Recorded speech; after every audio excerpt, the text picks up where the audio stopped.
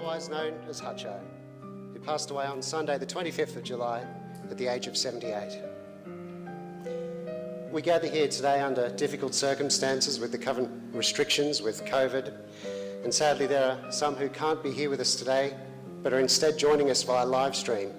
So to those of you who are watching online today, I'd also like to extend a very warm welcome to you and let you know that your presence is appreciated and you're part of this service, and our thoughts are with you today.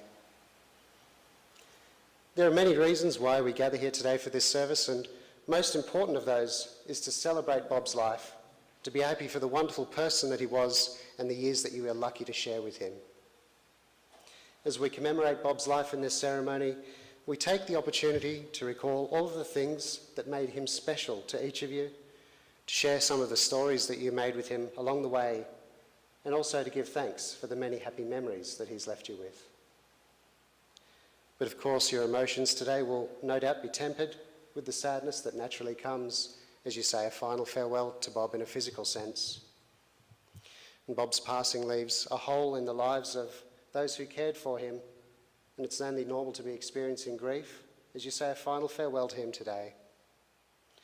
But we're reminded that grief comes to each of us in many different ways and with varying intensity, and it's important to remember that now is the time to come together as family and friends and as a community to support each other as you travel through this journey of farewelling Bob.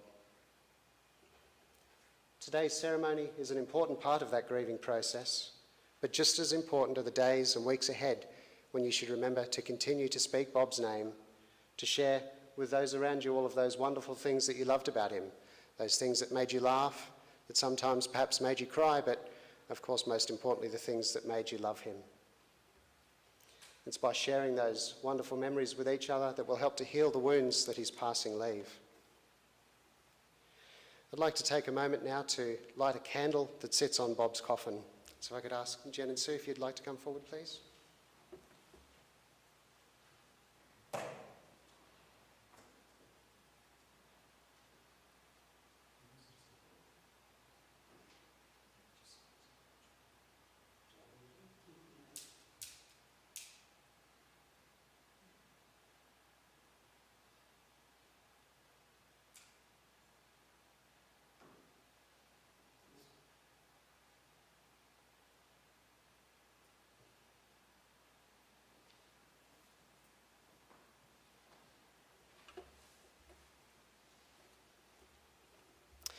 So the flame that's now burning on top of Bob's coffin represents the presence of his spirit here with us in this ceremony today. And as that candle burns, may its warmth and light bring comfort to you and help to heal the wounds that his passing leave and help you with this grieving process. When I sat down with Bob's family the other day and asked them to describe him to me, there was one particular word that stood out and was repeated more than once, and that word was stirrer. Bob had a great sense of humour and loved nothing more than to stir people up. He was a man of few words, but you can guarantee if he said something to you, those words were probably designed to stir you up. Bob was a no-fuss kind of guy and enjoyed the simple things in life.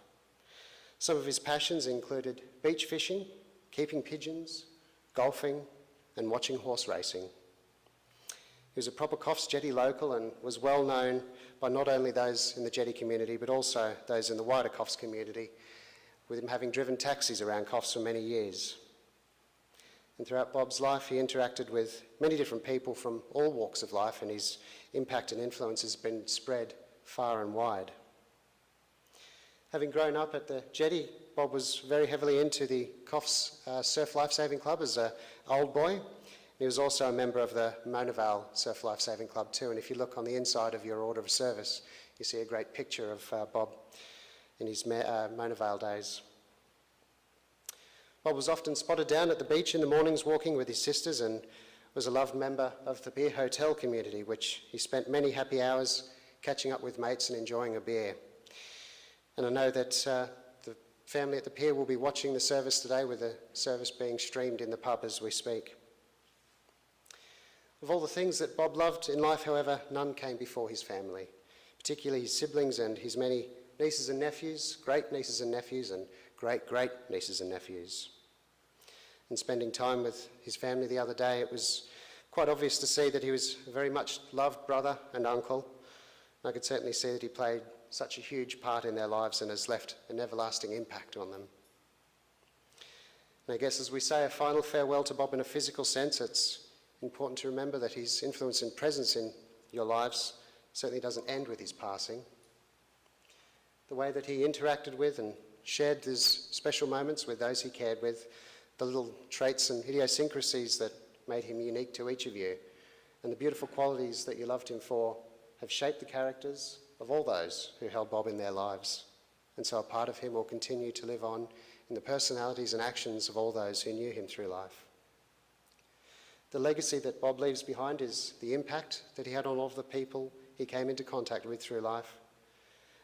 It's all of the good things that he did in this world. It's the love and happiness that he brought into your lives and those wonderful memories that he's left with each of you.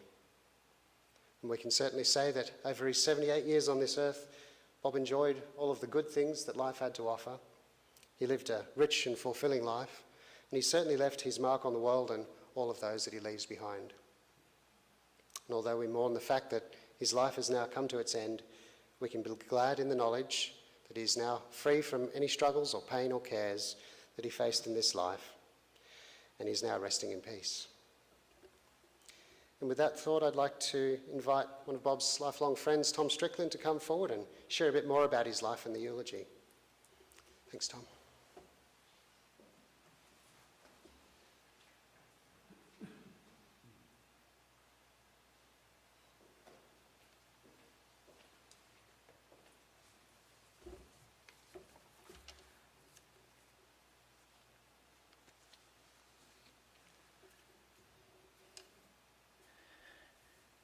It's my privilege today to speak for Bob.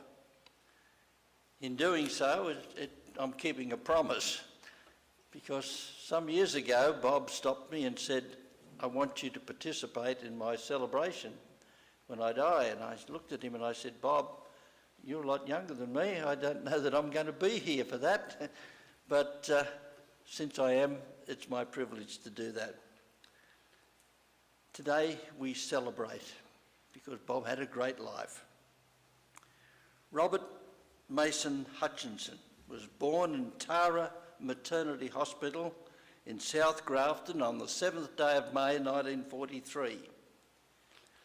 He was the sixth of 7 children, 5 boys and twin girls born to Hazel and Eric Hutchinson. He is survived by Neil, Jenny, Sue, much loved nieces and nephews, and friends and extended family. At 40 Camperdown Street, the family home placed Bob on the harbour foreshores, where he discovered his love for all things maritime. His father, Eric, worked in the New South Wales Railways, where young Bob was a constant visitor and the scene of many childhood escapades. As a kid, he was a beachcomber, the original he was. Enjoyed fishing, digging for peppies, hauling mullet nets, deep sea fishing, anything to do with boats, and he perfected his body surfing skills. It was this carefree love and the smell of salt air that was to shape the greater part of Bob's life. With his lifelong mate, Alan Crossingham, Bob rescued stray pigeons and together they built a pen to house them in. Bob was educated in the close-knit bubble of Coffs Harbour Primary and the Jetty High Schools. Then at the age of 15, he started his first job as a clerk just across the road at the Jetty Post Office. I lost my place. Soon he was transferred to Redfern, where he impressed his landlady at the boarding house with his recipe for fish soup. So he was a culinary man at that stage too. Fortuitously, he was later appointed to Mona Vale. Once reunited with his beloved surfing activities, Bob felt at home, so he immersed himself as a volunteer. Bob was a fine oarsman and he soon gained a place on their representative team. As the Honorary Secretary of Mona Vale Surf Club, he developed many young kids in surfing and in water safety. For the next 30 years, Bob was to make his mark. He laid the foundations for the modern sport of surfing. A successful application for the appointment of Mona Vale lifeguard saw Bob progressively elevated to the role of Senior Beach Inspector, supervising all of Sydney's northern beaches. For services rendered, he was awarded life membership of the Mona Vale Surf Club, and the Coffs Harbour Surf Club acknowledged Bob as a member of the Old Boys Club. And I know that there are guys here today that are members of that have honoured him today. There can be no doubt that it was here in the sport of surfing that Bob Hutchinson made the most significant contribution that benefited many. Hutcho will be long remembered and appreciated for his services. His surfing activities saw Bob competing in carnivals along the length of the eastern seaboard. Hutcho was once asked why he had never travelled overseas, and he quickly responded, "Oh, but I have. I rowed for Mona Vale Surf Club in the Australian Championships held in Tasmania." And for Bob, that was quite enough. For Hutcho, that was a good enough excuse for travel overseas. The sport of kings was his passion. Supreme Bow was a racehorse that he owned, and he held a share in two others. Like his mum and dad, Bob didn't mind a small punt. Saturday afternoon race broadcasts were a must. His system was to follow his favourite jockey, while his mum Hazel used the combinations of 5 and 7 on the daily double. Deckhand work on his mate Flemo's boat was always a joy. It was never a task. He often took family members fishing on his boat. There was one unforgettable day when his niece Marion was embarrassingly late for school. An early morning trip to sea went awry when they broke down off Muttonbird Island and suffered the indignity of being towed back by the police launch.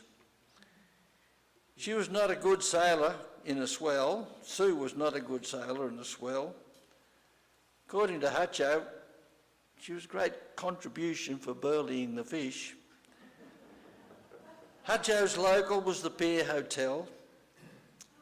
It was conveniently located just a hop, skip and a jump down the road from home, so it was at the pub that Bob's special social life, that was his hub of his social life, and the golfing group provided a great supporting fellowship. His nieces and nephews were proudly introduced to his mates at the Pier Hotel, even at the age of 6 months. As a bachelor, with no children, Uncle Bob loved and was immensely proud of his nieces and nephews. It was his delight to teach them surfing and water safety skills, albeit commencing by being thrown in at the deep end, but that was Bob. As a cab driver, Hutcho heard many conversations. A quietly independent man, his motto was, "I hear nothing, I know nothing." When anyone asked, "What's the gossip?" Bob would say, "Well, we could start some." That was Bob's sense of humour. He made many friends and acquaintances during his years as a cab owner and driver for several other companies. When he retired last October, he was still working 2 days a week. Hutcho had no patience for fare dodgers. His response was to immediately drive to the police station for the local constabulary to intervene. That soon sorted them out. One hapless con artist caught himself out quite embarrassingly The fare was to the jetty and he nominated Camperdown Street. The passenger said, "That's my house, I'll just duck in and get some money." Bob replied, "I don't think so, mate. That is my house." I think he spoilt the scammer's day that day. Hutcho was the master of the barbecue, as long as he had a light ice in hand. Whether it was at the surf club, the fishhouse, or the mango bar, which, for those of you who may not know, was located at number 40 in the backyard under the mango tree, Hutcho, the host, he was in his element. Bob Hutchinson was a larrikin at heart, but he was always there for a mate. His sharp sense of humour made him a bit of a stirrer, but if you competed well in his sport of friendly banter and you gave as good as you got, then you were okay. A quiet, no-nonsense bloke, he didn't want a lot of fuss today. Hutcho was a homebody. Since he was a 2-year-old, 40 Camperdown Street had always been his home. Like the homing pigeons of his childhood, Hutcho felt the call to return home to roost in 1980 and stayed for another 41 years. Together, Sue and Bob cared for Hazel and Eric during their remaining years. Each morning at 5 a.m, 3 siblings, Jenny, Sue and Bob, would greet the dawn of the new day by walking their much-loved beachfront.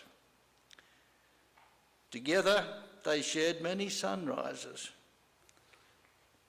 It's no wonder Hutcho felt that he belonged to Coffs Harbour.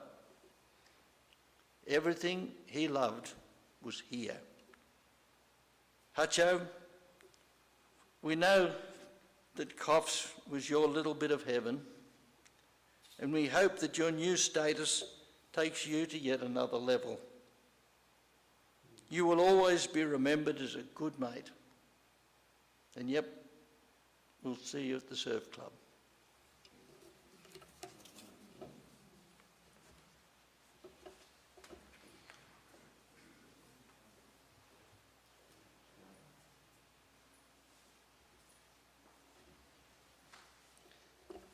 Thanks very much, Tom, for that beautiful tribute. I'd like to continue the tributes now and ask Marion and Alan to come forward and share their tributes on behalf of the family.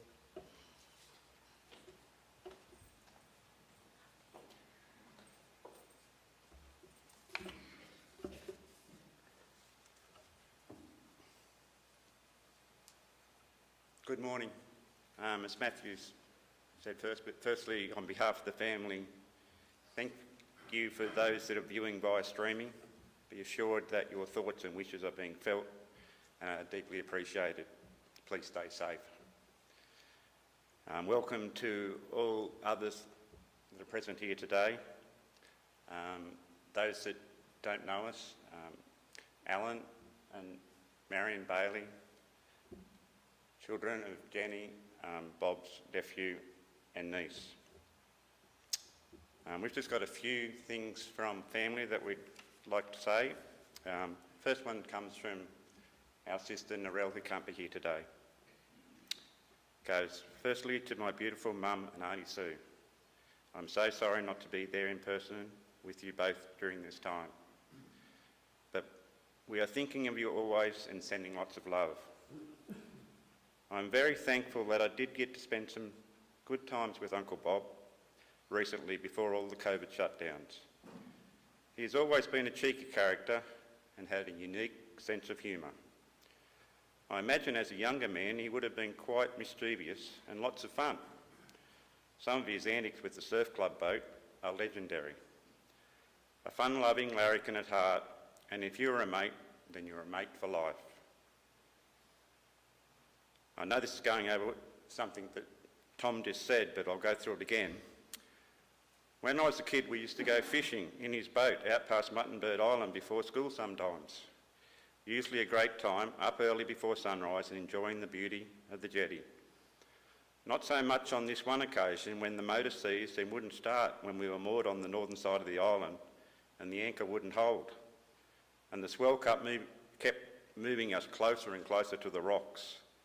We eventually got rescued, and it's certainly a day we always remember, although I can't recall now whether we caught any fish. But we had lots of great times at the jetty, in Grandma and Grandfather's family home with Auntie Sue and Uncle Bob.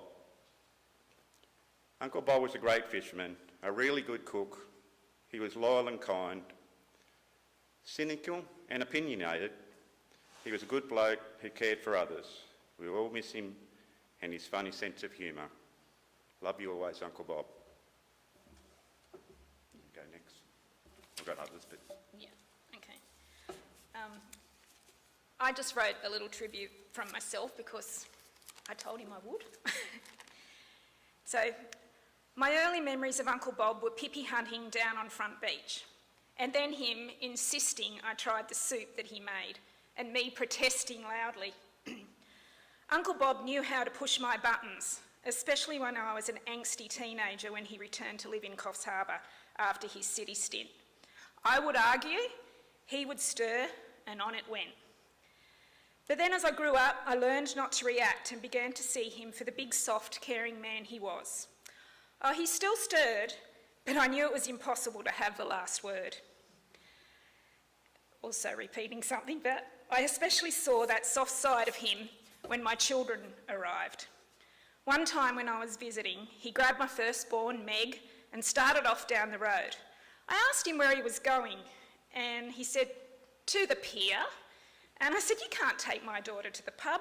And he answered with one of his famous one-liners, "Why not?" And off he went to show off his great niece. This happened for my boys, Jay and Ned too.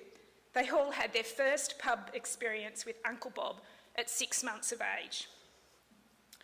I'll miss those one-liners, walking into the old house and see him sitting at the end of the table, usually with the form guide, and I'll think of him every time I have a drumstick after dinner. Uncle Bob loved his drumstick ice creams. And my 3 kids, they would have been here, but COVID stopped that, so I've just got a little tribute that they wrote. This is from my daughter Meg. I visited Uncle Bob earlier in the year whilst he was recovering at St Vincent's. Surprised to see me, but happy nevertheless. A few weeks later, an envelope arrived in the post. Inside, a small note, not bigger than a TAB ticket. My name and address at the top and his on the other side. And "Thank you," written in the middle. I giggled to myself and thought, for a man who always had so much to say, thank you is all you could come up with. But on reflection, it was his sharp wit that cut through, and with those 2 simple words, I felt so incredibly loved. And my son Jay.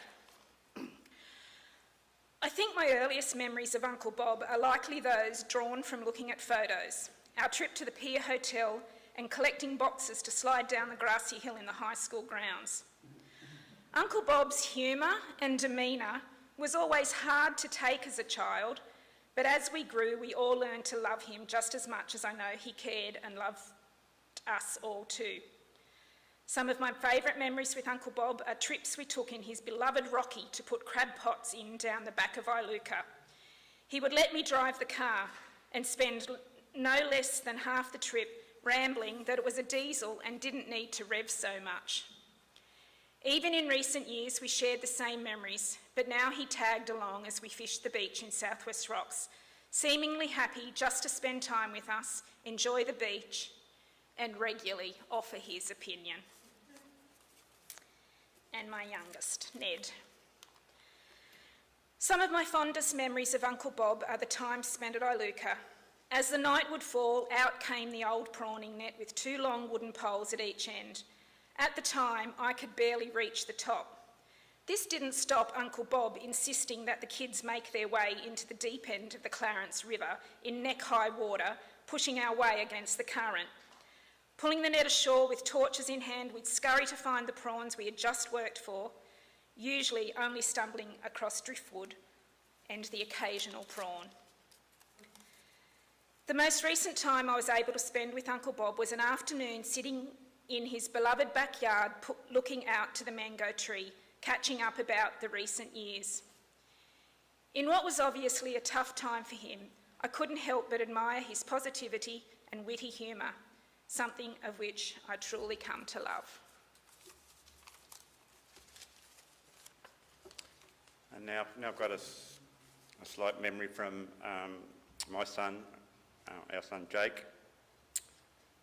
I remember when I was working at the service station and I got to know all the taxi drivers except one, a man called Cuddles.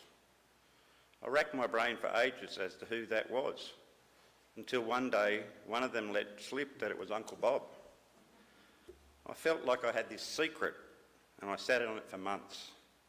Until Christmas, we were sitting after lunch and I cheekily asked the Cuddles to pass me a plate.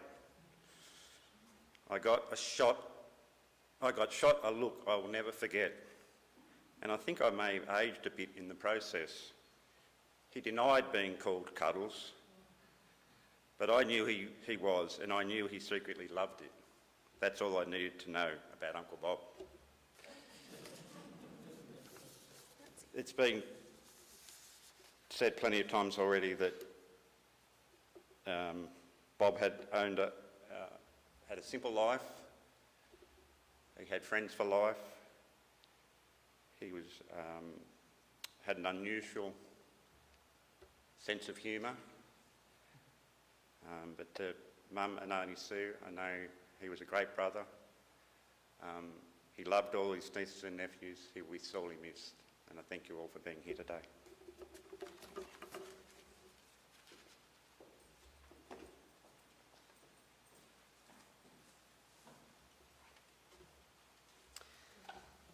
Thank you for those beautiful tributes, Elder Marion. I'd like to open up the microphone now to anyone here who would like to share something. You're welcome to come up. Thanks, Graham.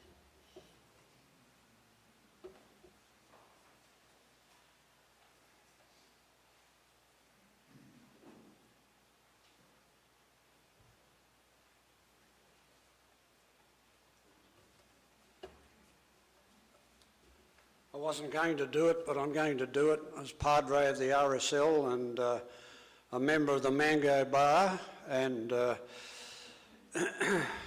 couple of things. Bob used to drive me completely nuts when I went to the Mango Bar. One day they were sitting there having a beautiful quiet time and he started the lawnmower. Why would he do that? Oh, he just knew how to totally... I went home, but that's okay. I loved him. As Padre, I loved him. And my sister, Kerry, in Brisbane, who's locked down, wanted to say to Sue and Jenny, she loved him. She did. I came home on the 8:30 train one night, when it was an 8:30 train. It's now 10 to 9. And I walked down the stairs, only one person on the train. I live in the boat sheds next to Bob, the back of the Mango Bar. And there's a car there with a taxi driver with the door open and said, "Sir, taxi?" And I said, "Thank you, sir." I got in. And he drove me to the driveway, 200 yards, 150 yards. And he said, "That will be..." I said, "I'm not paying you for that." So he picked up the microphone and he called the base, "The Padre is doing a runner." And I said, "You didn't have to do that." For the next fortnight, because I'm legally blind and I don't drive, I get taxis everywhere.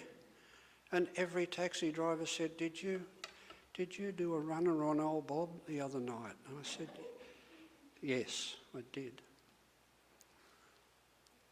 And that wasn't the only time that he drove me nuts. Whenever I went down to the pier, as padre of the pier at one stage, I'd walk in and he'd say, "Oh, the Sky Pilot's here." And he'd nag me and carry on, and the only way that I could relieve myself of his stirring was to do the Navy routine of telling him that he looked absolutely gorgeous this afternoon and to give me a big hug.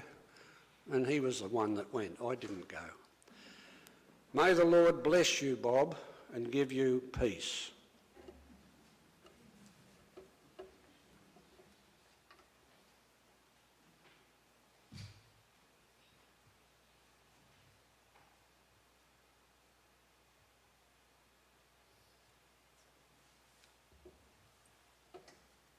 Before we move on, is there anyone else here who would like to come up and share something?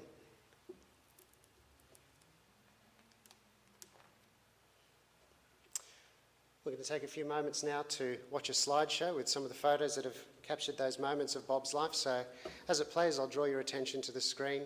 You can just take this time to reflect on those beautiful memories of Bob and your own memories too.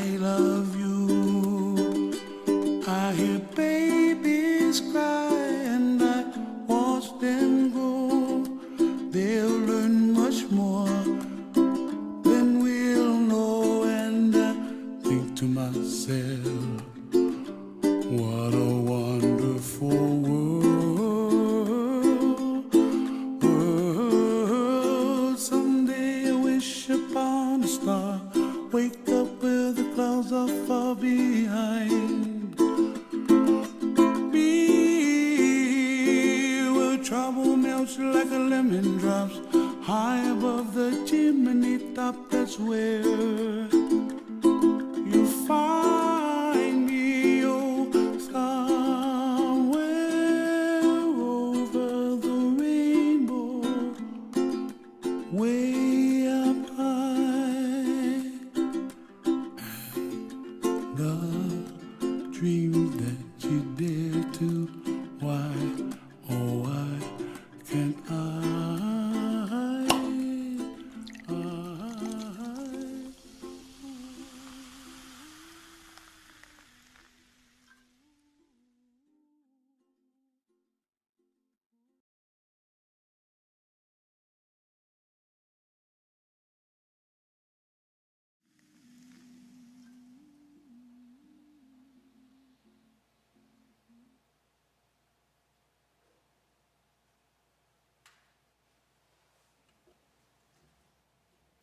Just thinking, looking at those photos of the horse races in there, we'll have to put a bet on Thursday at the Coffs Cup.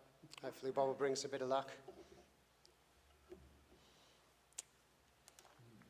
Inside your order of service, you'll see the words to a beautiful poem that's been chosen for today, and it's my privilege to share that with you now on behalf of the family. It's called Remember Me.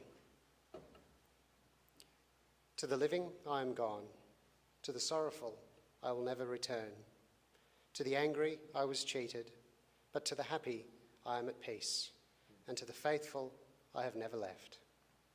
I cannot speak, but I can listen. I cannot be seen, but I can be heard. So as you stand upon a shore, gazing at a beautiful sea, as you look up upon a flower and admire its simplicity, remember me. Remember me in your heart, your thoughts and your memories of the times we loved, the times we cried, the times we fought, the times we laughed. For if you think of me, I will never be gone. And a beautiful message in that poem. As long as you continue to speak Bob's name, keep him in your daily conversations, he'll always be a part of your lives.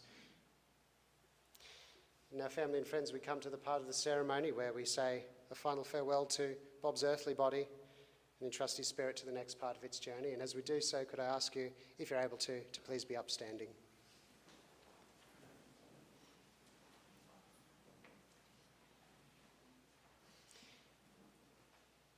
As we say goodbye to Bob, we give thanks for all of the wonderful time spent with him. We're grateful for all that he gave to his family and friends and for the positive impact he's had on the lives of those he shared his life with. We're grateful for the joy he found in watching and participating in the horse racing, in golfing, keeping pigeons, beach fishing and spending all that time down at the beach, and for the many happy hours that he spent with his friends catching up for a beer and a chat at the Pier Hotel. We give thanks for his years of dedication that he gave through involvement in the Coffs Harbour and Mona Vale Surf Lifesaving Clubs, for the conversations that he had with the locals through his years of taxi driving, and no doubt all those wonderful memories made at the Mango Bar, and for him being a familiar face on the beach in the mornings with his walks with his sisters. And most of all, we're grateful for the unique and special person who in his own way, in his own unique way, has brought happiness and love to the lives of those closest to him as a dearly loved brother, uncle, and dear friend to many, and for the beautiful memories that he's left behind with each of you. Bob, with love, we now release you to the next part of your journey as we commit your body to be cremated. Earth to earth, ashes to ashes, and dust to dust. May your body be returned to the elements from which it was made, and your spirit and memory live on in the hearts of all those who love you. We release you from the sorrows and pains of this life, and we wish you sweet sleep and eternal happiness. And until we meet again, Bob, may you rest in peace. Would you please be seated?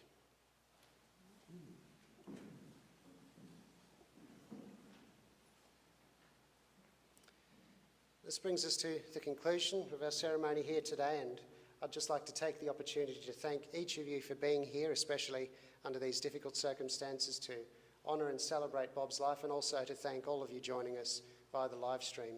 Thank you for your participation in today as well. And I'd like to invite you after this ceremony to head back to the Coffs Surf Club to continue that celebration of Bob's life, to share some more memories and stories of him, and no doubt raise a drink to him. Before we conclude the service, I'd just like to share a final thought. Someone wise once said that the meaning and worth of our lives is measured not by the assets that we acquire in life, not by the money that we make or the status in society that we achieve. The true value of a life is measured in the way that we have touched and influenced the lives of all those who we've come to contact with along the journey. And someone who is loved and dearly missed has achieved the greatest achievement in life by being meaningful and respected by all those who loved and knew him. And I think we can say that Bob has certainly made this achievement. He's had a wide and a vast impact on so many people through life that are here today and who also can't be here. But he's certainly left his mark on the world. He's left his unique sense of himself and his character with each of you, and I think he's very much loved by many and will never be forgotten. So on that thought, I wish you a good afternoon as you leave here today, and I'm going to leave the curtains open as we listen to our final song today. If you'd like to, you're welcome to come up and spend a moment by Bob's coffin to say your own farewells as you leave the chapel. We're going to listen to this last song now.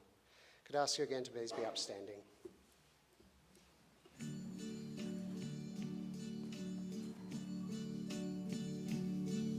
And now the end is near, and so I face the final curtain. My friend, I'll say it clear, I'll state my case, of which I'm certain. I've lived a life that's full. I traveled each and every highway, and more, much more than this, I did it my way. Regrets, I've had a few, but then again, too few to mention. I did what I had to do, saw it through without exemption. I planned each charted course, each careful step along the byway, and more, much more than this, I did it my way. Yes, there were times, I'm sure you knew, when I bit off more than I could chew. But through it all, when there was doubt, I ate it up and spit it out. I faced it all, and I stood tall, and did it my way. I've loved, I've laughed and cried, I've had my fill, my share of losing, and now, as tears subside, I find it all so amusing to think I did all that, and may I say, not in a shy way, oh no, not me. I did it